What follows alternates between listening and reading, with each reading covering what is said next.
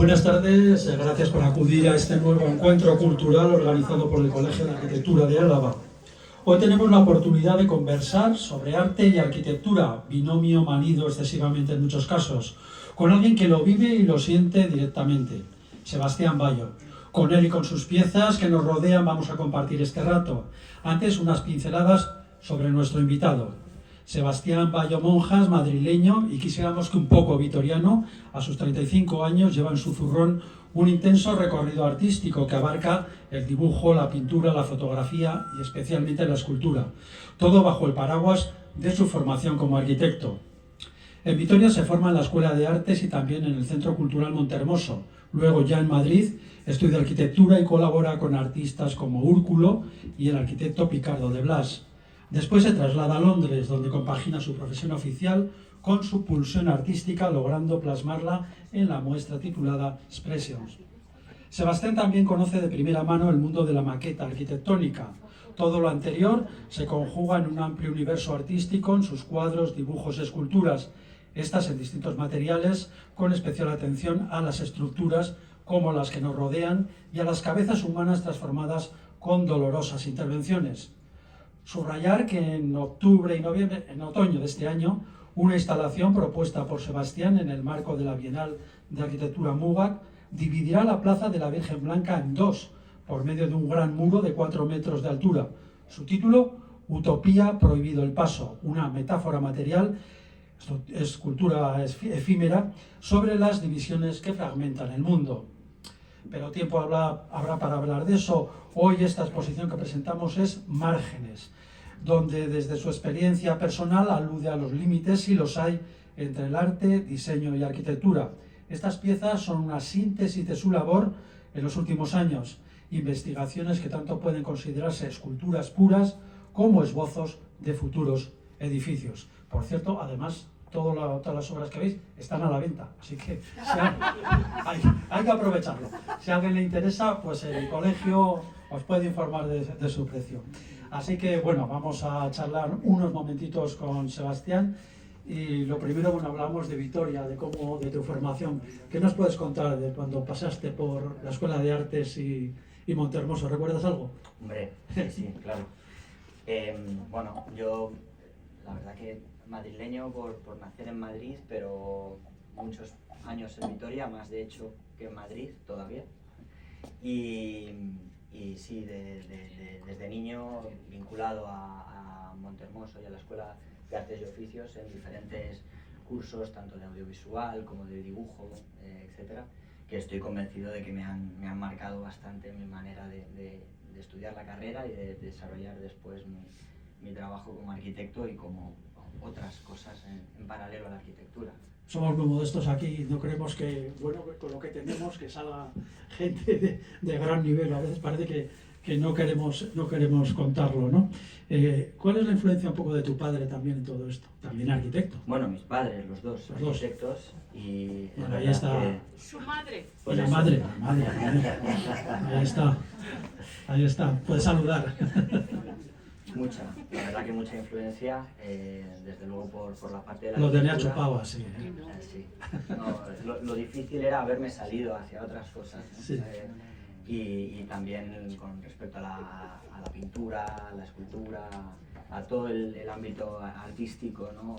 En relación con la arquitectura o no, viene desde pequeño y viene de verlo en casa. Sí. ¿Arquitectura, proyectos o la obra artística pura? Es el debate que tiene siempre, ¿no? Bueno, yo creo que todas las artes se retroalimentan, ¿no? Y que tener esas diferentes vías de trabajo y de pensamiento enriquecen todas.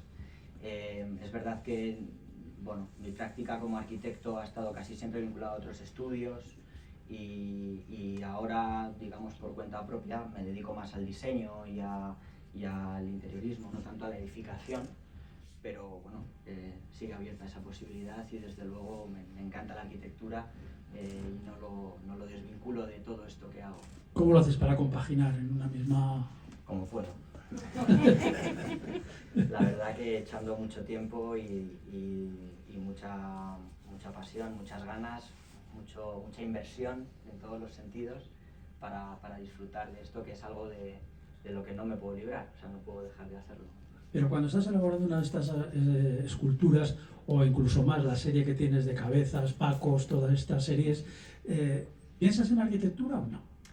Bueno, quizás hay líneas de mi trabajo, sobre todo en el ámbito de la pintura y ciertas partes de mi escultura, que están un pelín más desvinculadas de estrategias arquitectónicas, ¿no? O sea, aquí casi todo lo que hay sí que tiene maneras de hacer que tienen mucho que ver con la arquitectura, y quizás la parte más expresionista de pintura y de escultura de cabezas, etcétera, es una línea un poco más casi de contrapunto a la arquitectura. En momentos en los que la profesión de arquitectura era muy intensa y era muy de pantalla, el salir y desahogarme a brochazos y trabajar en otros ámbitos era casi eso, un contrapunto, más que una vinculación. Una pregunta de examen que siempre hacemos aquí a nuestros invitados cuando tiene que ver con la arquitectura, que es prácticamente siempre. ¿Qué tipo de arquitectura es la que más te ha impresionado? Ahora ya hablamos de edificios o de... Muchísimos, muy distintos, la verdad. No sé, me viene a la cabeza una obra concreta que es la biblioteca de Exeter de Louis Kahn, que fue un espacio de estos sobrecogedores de entrar y la manera en la que la luz entra, el silencio, pero bueno, es una como tantas otras, ¿no? O sea, pregunta difícil. Bueno, pues si quieres pasamos ya un poco a que nos expliques tú mismo un poco lo que tenemos aquí a través de una proyección que tienes preparada. Por cierto, también tienes una empresa, ¿no? Una factoría, por decirlo así, y me comentabas que no te han invitado a Arco este año. No me han invitado a Arco, de momento. Pero no lo perdonas eso. No pierdo la esperanza. Nosotros tampoco. No pierdo la esperanza. El año que viene seguro. Bueno, hablamos un poco también de esa factoría que tienes de alguna manera. Bueno, sí, un poco vinculado tanto a la arquitectura como a todo este mundo de la escultura y tal. Al final he ido trabajando y buscando una manera de desarrollar todas estas inquietudes profesionalmente, y tengo una empresa en la que hacemos diseño de mobiliario, fabricamos mobiliario, sobre todo piezas especiales para vestir espacios de empresas, para hacer proyectos de interiorismo un poco singulares, ¿no? Y bueno, pues toda la parte de diseño y fabricación de piezas, de sillas, mesas, pero también objetos un poquito más especiales, que ahora pondré alguna imagen también como un poco de introducción a mi contexto. Eso es lo que hago con mi empresa. Por cierto, recomendar a quien le interese, que es fascinante, entrar en la página web de Sebastián, porque hay unos dibujos, hay unas pinturas, unas esculturas diferentes. Claro, no cabe aquí todo, aquí tenemos casi 100 obras, ¿no? Bueno, no sé si llegan, pero más de 50 seguro. Y es interesantísimo entrar en esa página web porque es fabulosa. Así que si quieres, puedes explicarnos. Ahora eres tú. Venga, perfecto. No, la verdad es que después de esta introducción, que te agradezco muchísimo, casi os diría de pasar directamente a... Ya me pagarás en su momento. Venga, perfecto. Bueno, de entrada, obviamente lo primero es agradeceros a todos por estar aquí, y al Colegio de Arquitectos por abrirme la puerta de este espacio para poder traer mis cosas y poderlas enseñar. Perdonad el formato de que estéis de pie y yo también, pero quería quitarle un poco de peso a esta idea de una charla, una conferencia. Casi quiero que sea una pequeña presentación muy breve de una explicación de qué es esto, ¿no? Y quién soy yo, qué hago, ¿no? Y por qué acabo haciendo estas cosas, ¿no? Solo por poner en contexto lo que hago, yo, aparte de esta empresa de la que hablabas, del diseño, estoy muy vinculado al mundo de las maquetas de arquitectura, ¿no? Llevo 5 años colaborando, siendo parte del equipo de Métrica Mínima, que es un estudio de maquetas de arquitectura en Madrid, que me ha permitido colaborar y trabajar con grandes arquitectos como Juan Navarro, como Rafael Moneo, Ricardo Bofill, Norman Foster, y he tenido la suerte tanto de aprender mucho de su arquitectura y de su manera de plantear la arquitectura, como de la manera de fabricar y de diseñar estos objetos, que son al final objetos pequeños pero con mucha arquitectura, ¿no? Y que son objetos diseñados para seducir, ¿no? Para vender un proyecto, sí, objetos de seducción, ¿no? Y he aprendido aprendido mucho de la materialidad, de la áptica, de trabajar con los materiales, ¿no? Bueno, esta es primer proyecto que hice con ellos. Son unas maquetas históricas del Museo del Prado. Me encargué de la investigación para el desarrollo de toda la documentación para las maquetas y que están expuestas en el museo. Pero bueno, esa idea de trabajar con los materiales, de conseguir esos pequeños objetos con luz, con metal, con madera, es parte del contexto que explica todo esto, ¿no? No sé si me oís bien o si un giro. Y la otra parte, que es la de mi empresa, de diseño, pues intentamos mantener un poco esa misma esencia de objetos con aura, de objetos atractivos, pero llevándolo a una fabricación más industrial, otra escala, y ofreciendo a empresas pues un diseño de mobiliario exclusivo solo para ellos, para generar bueno, una imagen de marca o sistemas de mobiliario para colegios, soluciones de interiorismo completas, de mobiliario, de objetos diseñados para marcas, ¿no? Objetos que intentan mantener, ¿no? esa idea de cómo una pieza puede tener ese carácter aurático que viste un espacio.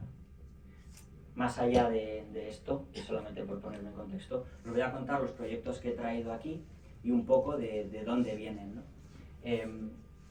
La primera cosa que os quería contar son estos gigantes que vienen de un proyecto que planteo para Concéntrico, no sé si os suena, un festival de arquitectura efímera en Logroño, que intento hacer propuse hacer una revisión del folclore, los elementos folclóricos de los gigantes y cabezudos, pero dándoles como un poco la vuelta, desnudando la estructura esta de madera interna y generando esos soportes de madera sobre los cuales aparecían esas cabezas, esas manos que terminaban de darles el sentido, ¿no? Y hacerlos circular por la ciudad. No gané, quedé accessit y tuve no sé si la suerte o la no suerte de no construirlos, porque, bueno, gracias a no ganar, le seguí dando vueltas al mismo proyecto, ¿no? Entonces, la primera vuelta fue hacia desarrollar estas pequeñas esculturas que tenían ese punto de juguete, de puzzle, que estaban pensadas para que cualquiera las pudiese ensamblar siguiendo las instrucciones y hacer esas pequeñas esculturas asequibles, ¿no?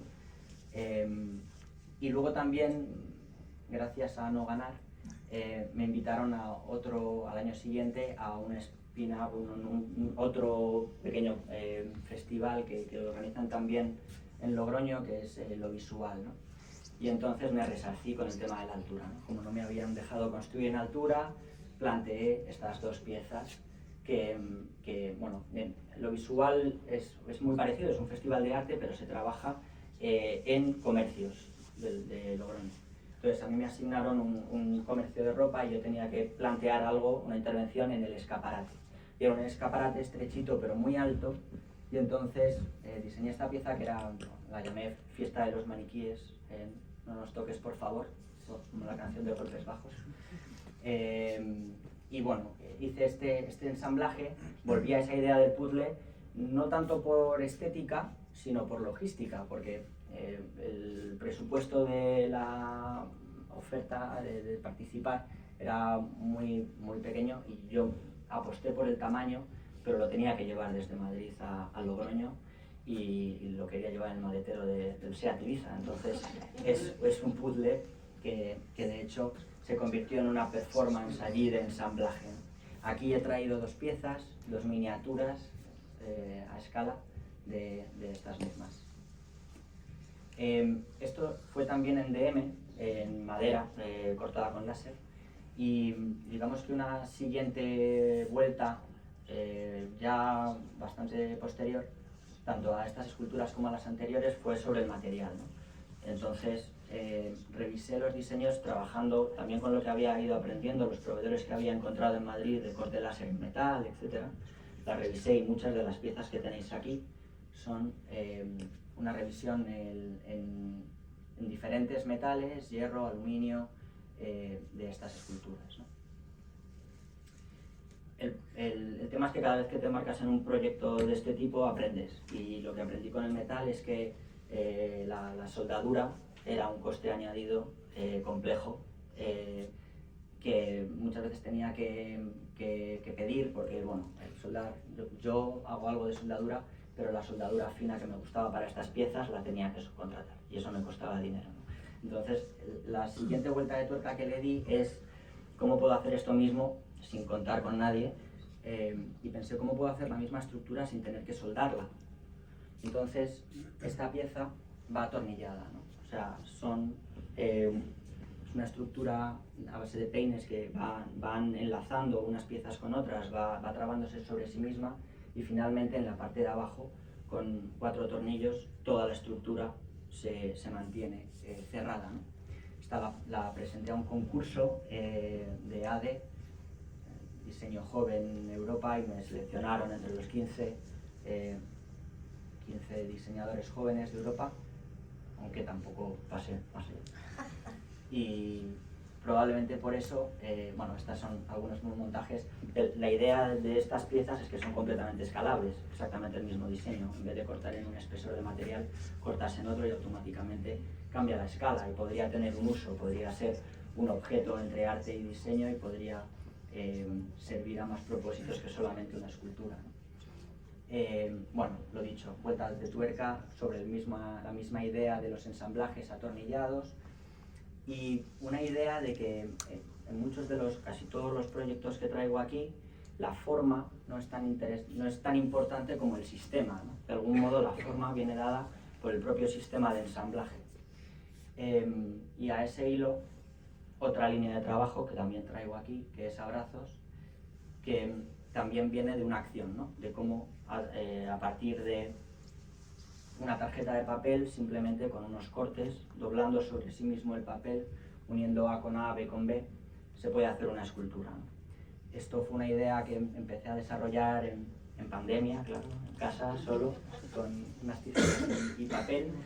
Empecé a desarrollar una colección de piezas en cartulina, que era el material que tenía, y que luego, de nuevo, volví a revisar en diferentes materiales, en metal, en aluminio, en hierro, en acero inoxidable, en latón, y empecé también a vincularlas con la madera, con los soportes de madera,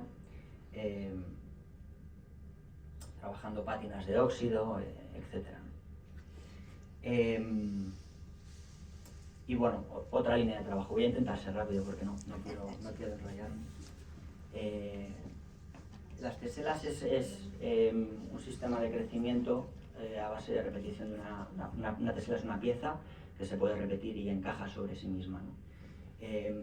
Esto fue una propuesta, una solución que le dimos a un cliente que quería hacer hizo un centro deportivo cerca del Cantábrico y quería hacer alusión al Cantábrico. Nos planteó hacer un mural que fuese un mar, y nosotros llegamos con una piececita así, solamente esta, y le dijimos: este es el mar. Y entonces, a base de ir añadiendo una pieza, otra, generamos ese mural enorme. Le gustó mucho la idea, y de hecho le hemos ido haciendo para cada centro que ha seguido haciendo, le hemos ido planteando una nueva tesela, hasta el punto de que se ha convertido casi en el icono de cada uno de los centros. La tesela y el merchandising y tal tiene que ver con esta idea, ¿no? Cada centro tiene como su temática, y cada tesela se adapta a la temática del centro, ¿no? Y estas piezas que hemos colocado en la pared son diseños hechos de la misma manera, ¿no? Todos son 9, 10 piezas iguales que van girando y van combinándose entre ellos, ¿no? Luego cortados en metal con las patrones y cosas diferentes en la misma estructura, ¿no? De la misma manera. Y ya para terminar, os voy a contar 2 proyectos, uno que está aquí y otro que todavía no, que ya se ha dado alguna pista, que es el futuro muro de Vitoria. Son 2 proyectos que he tenido la suerte de participar y de ganar o ser seleccionado durante este año, ¿no? Y los 2 tienen que ver con la ciudad, con lo urbano. El primero es Antropoceno, que es esta pieza, que fue la propuesta que hice para una convocatoria que se abrió en Madrid que una plataforma Are You Ready de Sibaris abrieron un espacio a convocatorias de artistas que trabajasen con la ciudad, sobre la ciudad, ¿no? Y entonces yo planteé esta idea. Antropoceno tiene que ver con el impacto de las personas en el territorio, ¿no? Antropoceno es la era geológica en la que algunos filósofos dicen que estamos, en la que el impacto del hombre tiene ya una proporción geológica. Ya hay tanto material artificial que de algún modo se puede hablar de una era geológica propia, ¿no?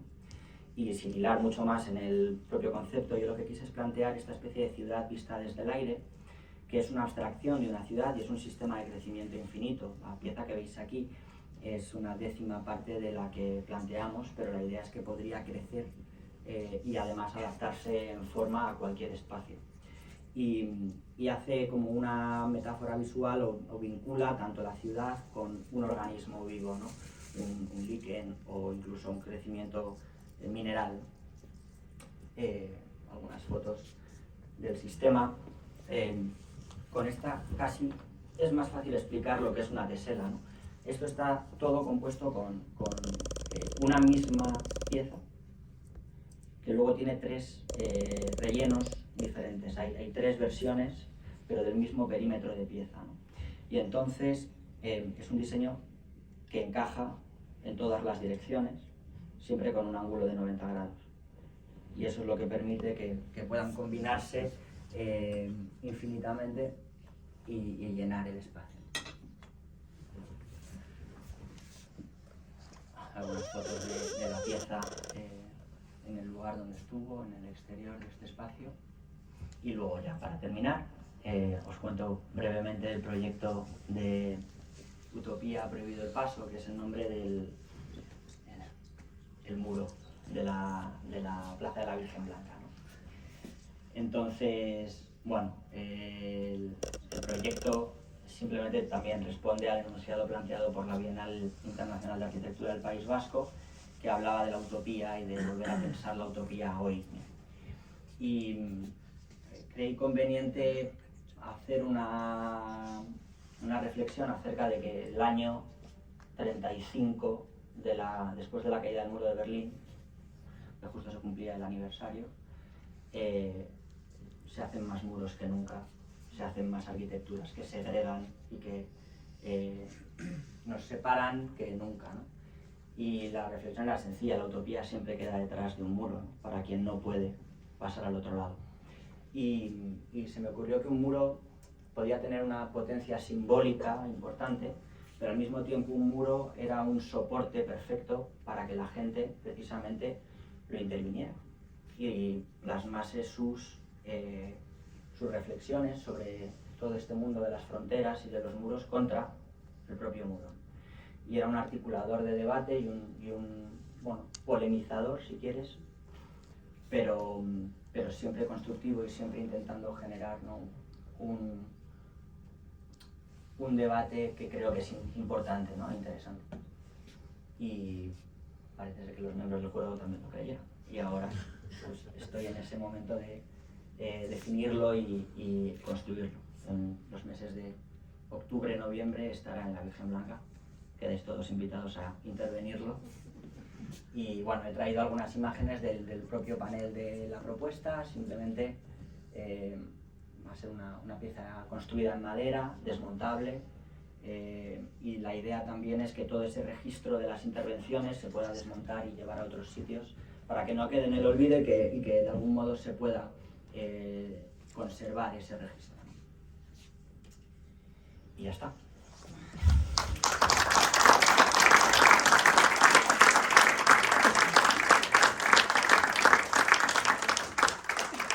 Muchas gracias, y si tenéis cualquier pregunta, pues tanto aquí como después, lo que queráis. Recuerda un poco a la muralla, ¿no?, antigua. Bueno, hay un pequeño juego no de reconstruir, sino de prolongar el trazado de la muralla de Vitoria, ¿no? O sea, de algún modo ahí nunca hubo muralla, pero justo la muralla terminaba y quebraba ahí, y yo la prolongo. Ese es un poco el juego visual que planteé en el enunciado, ¿no? Y luego esa idea de articularla un poco como en cubos tiene también que ver con una estrategia geométrica para que sea una pieza estable y pueda sostenerse solo como una piel de madera, ¿no?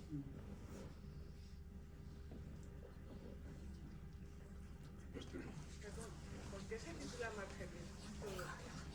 Sí, buena pregunta, se me ha olvidado contarlo. Sí, sí. La última hora de la tarde, bueno, una hora antes estaba en casa y no sabía ni qué hacer. Y digo, voy a ver Instagram. Y mi profesora Ichal García de la Escuela de Arte ha colgado que venías aquí y pone márgenes, ¿eh? Bueno, voy. Pero ¿por qué pone márgenes? Pues te agradezco mucho la pregunta porque sí que era No sabía si era arquitectura, dibujo, escultura, si era colectiva, si era individual. No pues sabía. se llama márgenes precisamente porque está en los márgenes de la arquitectura, que es donde ubico mi práctica, casi tanto lo que hago profesionalmente como lo que hago artísticamente, por decirlo así. Y a su vez mi propia práctica está también un poco en los márgenes de la arquitectura. Entonces me pareció una palabra que resumía un poco la selección de piezas y la explicación de lo que traigo, ¿no? Está entre arte y arquitectura, entre arquitectura y diseño. Entonces, esa idea de frontera, de margen, del entorno de algo. Los límites, sí, porque esto de las teselas es muy de mosaicos, de... Ahí. Bueno, la frontera la verdad es que también es una palabra muy recurrente, ¿no? Tanto en unos proyectos como en otros. O sea que, sí, sí.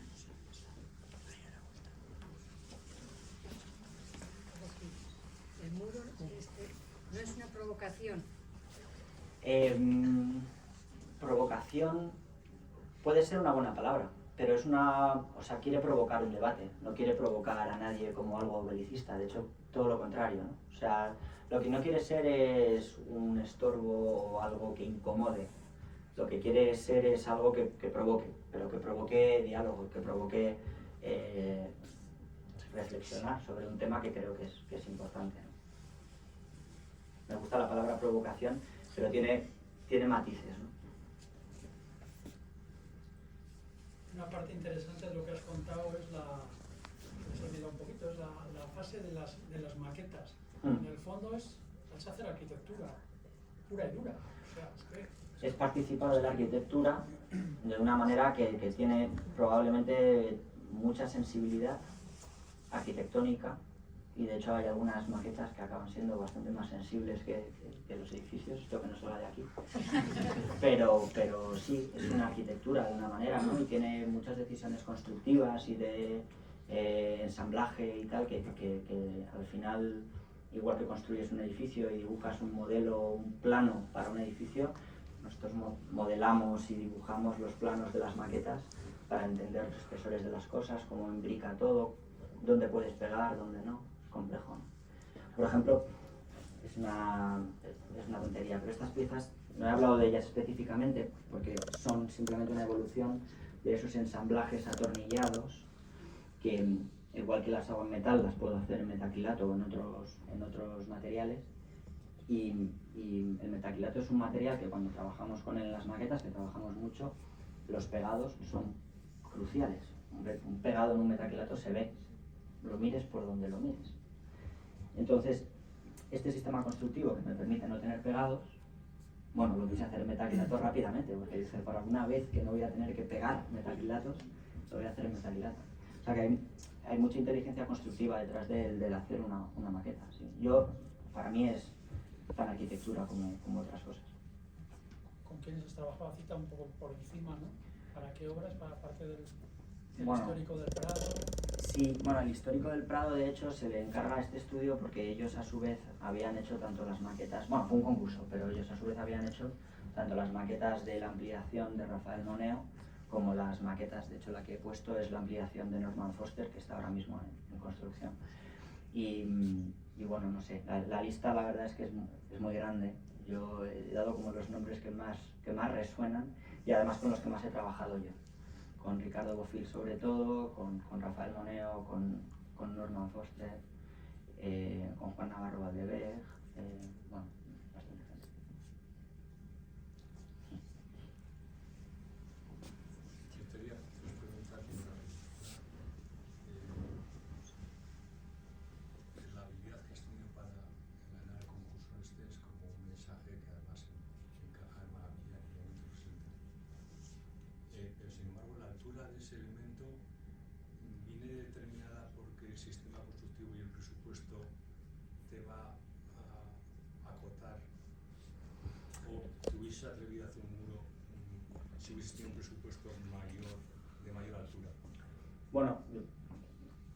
4 metros me parece una altura suficiente, sobre todo teniendo en cuenta que quiero que se intervenga.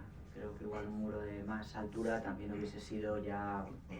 bueno, ha tenido mucha repercusión la altura del muro, se ha oído mucho en los artículos y yo en realidad ahora mismo estoy en el proceso de diseñar ejecutivamente, constructivamente el muro, y si en vez de 4 son 3,80 o 4,20, pues dependerá también de la optimización de materiales y de otras cosas, pero no me ha parecido tan importante. Y no sé si más altura tampoco iba a aumentar la potencia visual de la pieza, ¿no?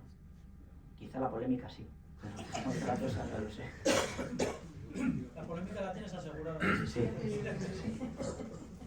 Estás un poco un mediador entre artistas y arquitectos, y ¿dónde te estás sintiendo más seguro en todas las líneas que vas estableciendo de arte? Prefiero no contestarte porque creo que cada vez que digo que me siento seguro en una línea cambio. Soy inquieto y es verdad que soy aprendiz de mucho y me encanta. En cuanto me siento cómodo en algo acabo cogiéndole el gusto a otra cosa. Esto me gusta mucho, aquí me siento muy cómodo, pero en la pintura también y en la arquitectura o en las maquetas también. Entonces sí que tengo como, más que esa idea de mediador, sí que creo que cuantas más disciplinas artísticas o creativas no dominas pero practicas, más enriqueces todas, ¿no? O sea, creo que un arquitecto que diseña tiene también soluciones constructivas en la arquitectura más complejas, o que pinta puede tener, no sé, creo que todo enriquece, ¿no? Todos los procesos. Me sigue apeteciendo crecer un poco así, aunque sea más lento, pero un poco en muchos ámbitos, ¿no? No elijo. Este muro que cuando estás esperando que se intervenga y más, ¿te imaginas cómo se va a intervenir? Me puedo imaginar un poco de todo. A mí me gustaría, de entrada, desde que se inaugure, intentar llevar gente que lo haya pensado un poco de antemano y plantee algunas intervenciones. No quiero condicionar, a mí me apetece que los vitorianos y las vitorianas y los turistas intervengan como consideren, pero sí que es verdad que quizás dar unas pautas y explicar cuál es la vocación del muro sí que sería importante, ¿no? Para que no sea simplemente una pared llena de grafitis y de firmas. Pero bueno, pasará también. Y el hecho de interrumpir así ese espacio público está también quizá un poco como lo que he dicho ya, como para provocar esa intervención, porque si el muro hubiera sido justo de forma perpendicular sería muy diferente. Claro, bueno, yo creo que la vocación del muro desde luego es ejercer de muro, ¿no? Y dificultar, incomodar un poco el paso, creo que es útil. Pero creo que debería de ser más incómodo por lo que fuerza, por las reflexiones que fuerza a hacer, que como barrera arquitectónica, ¿no? Porque al final te montan una carpa o te montan una historia de Navidad o no sé qué, que también te obliga a dar un rodeo, quizás no lo ves tanto como una barrera y es exactamente la misma, ¿no? O sea, no se va a cortar el tráfico completamente, se va a poder rodear, y yo creo que prácticamente lo único que va a afectar es a quien quiera desplazarse en diagonal justo por esa zona. O sea, tú lo bordeas por un lado y vas en diagonal, lo bordeas por otro. Pero es verdad que sí que va a tapar un poco la imagen, ¿no? Esa imagen de Vitoria desde la base de la Virgen Blanca hacia arriba. Y creo que sí que va a generar una imagen potente, con simbolismo, que eso sí que me parece importante, ¿no? Son solo 2 meses. Pero...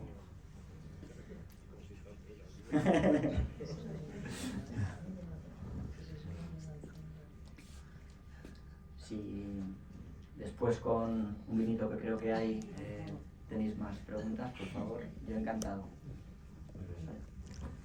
Gracias. Tienes también una faceta artística de trabajo en audiovisual. Bueno, sí, de hecho, Montehermoso. Estuve muchos años, no sé cuántos años, pero desde muy pequeñito, en un taller que organizaban detrás de las cámaras, en el que aprendías todos pues los entresijos de la producción audiovisual. Siempre me ha encantado.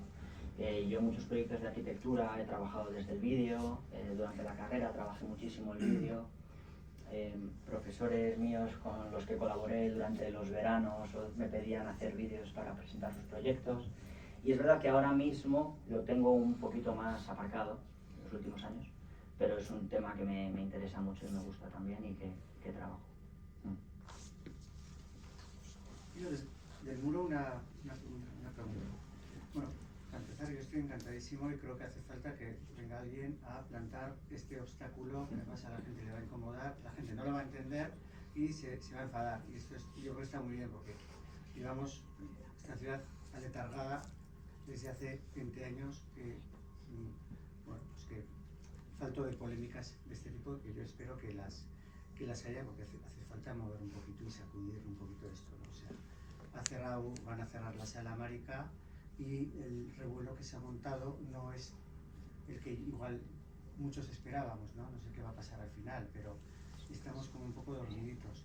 Con otras polémicas que ha habido aquí también, entonces esto me parece que va a ser una propuesta realmente interesante, realmente yo creo que va a provocar ahí unas reacciones. Entonces la pregunta era, ¿has recibido qué feedbacks o qué comentarios has recibido con los agentes con los que estás trabajando con este proyecto o de otros ámbitos?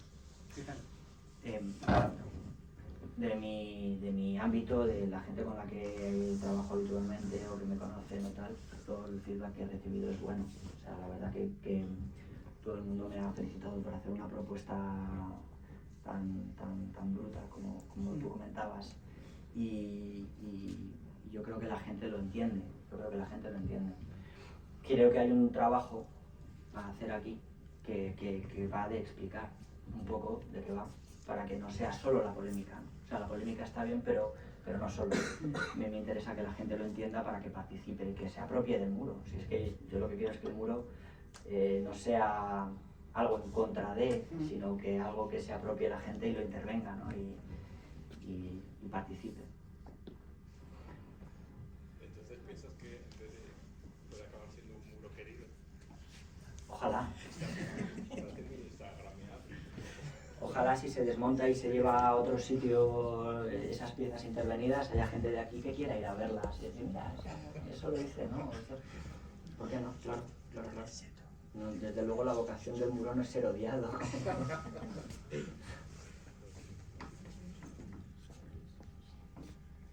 ¿Y dónde se va a dar esa explicación? Que me parece muy buena idea, porque es que si no saben, pues es lógico que van a estar en contra de una pared, de un muro, ¿no? ¿Dónde se pondría la explicación? Bueno, yo creo que de aquí a que se construya, sí que se explicará, yo creo que por parte de la Bienal, por parte de nosotros mismos, e intentaremos moverlo, y allí mismo entiendo que habrá un texto explicativo que haga entender a la gente que eso es una intervención artística, arquitectónica, que está pensada de una determinada manera y que tiene esa vocación, ¿no? En la radio. Hoy hemos hablado de ello en la radio y supongo que probablemente volvamos a hablar cuando se acerque la fecha y ya esté eso en construcción o construido, que ahí es cuando empezará la polémica y es cuando habrá que empezar a explicarlo mejor todavía. Periódicos también habrá.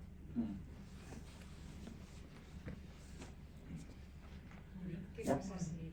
Yo me estoy imaginando el muro de Berlín que la gente iba a romper porque eso era muy... cuando lo echaron, ¿no? Si alguien va con la picota y te va a tirar el muro, ese... Bueno, con la picota iré yo el último día. Pero es verdad que queda precisamente la referencia del muro de Berlín para mí es muy buena, ¿no? Porque hoy en día hay fragmentos del muro de Berlín en todas partes del mundo. Y es un recuerdo precisamente de todo lo que fue el muro. Por desgracia se nos olvida rápido, ¿no? Pero esa idea de tener el fragmento del muro como recuerdo de lo que fue el muro y de lo que significó durante tantos años, pues bueno, de algún modo, obviamente a otra escala y de otra manera, pero registrar todo eso y conservarlo como recuerdo es parte de la vocación de la pieza.